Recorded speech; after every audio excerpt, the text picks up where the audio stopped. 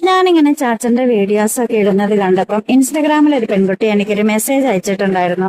ആ പെൺകുട്ടിയുടെ വീട്ടിലും ഇതുപോലെ ഒരു വെല്ലുപ്പച്ചനും വെല്ലുമ്മച്ചിയുണ്ട്.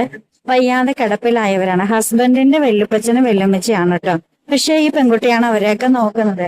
ആ പെൺകുട്ടി റീൽസ് ഒന്നും ചെയ്യുന്നില്ല. പക്ഷെ റീൽസ് കാണാൻ ഒത്തിരി ഇഷ്ടമാണ്. ബിന്ദു സ്ട്രീംസ് ഒരുപാട് ഇഷ്ടമാണ്. ടിക്ടോക്ക് മുതൽ എന്നെ ഫോളോ ചെയ്യുന്നതാണ്. ആ പെൺകുട്ടി പറഞ്ഞൊരു കാര്യമുണ്ട്. വീട്ടിലെ വെല്ലുപ്പച്ചനും വെല്ലുമ്മച്ചിയും കാണാനായിട്ട് ഒരുപാട് ബന്ധുക്കൾ വരാറുണ്ട്. ദിവസേന വരാറുണ്ട്. കാരണം തീർത്തും വയ്യാതായി കിടക്കുന്നവരാണ് പ്രായമായ രണ്ട് മാതാപിതാക്കൾ. അപ്പം അങ്ങനെ കാണാൻ വരുന്നവര് പല അഭിപ്രായങ്ങളും പറയാറുണ്ട്. നോട്ടക്കുറവിന്റെ അശ്രദ്ധ പറയാറുണ്ട്. റൂമിലൊക്കെ സ്മെല്ലാണെന്ന് പറയാറുണ്ട്. നോക്കുന്നത് ശരിയല്ലെന്ന് പറയാറുണ്ട്. വേറെ ആരെങ്കിലും നിർത്തിക്കൂടെ എന്ന് പറയാറുണ്ട്. അപ്പൊ ഞാൻ അതിൽ ആ പെൺകുട്ടി ഒരുപാട് വിഷമിക്കുന്നു എന്നോട് പറഞ്ഞപ്പോ ഞാൻ പറഞ്ഞു, ബന്ധുക്കൾ വരുമ്പോൾ ഇങ്ങനെ അഭിപ്രായം പറയുമ്പോൾ ഒറ്റ വാക്ക് പറഞ്ഞേക്കുക. നിങ്ങൾ കാണാൻ വന്നവരെ നിങ്ങൾ കണ്ടിട്ട് അങ്ങ് പോയിക്കോളൂ.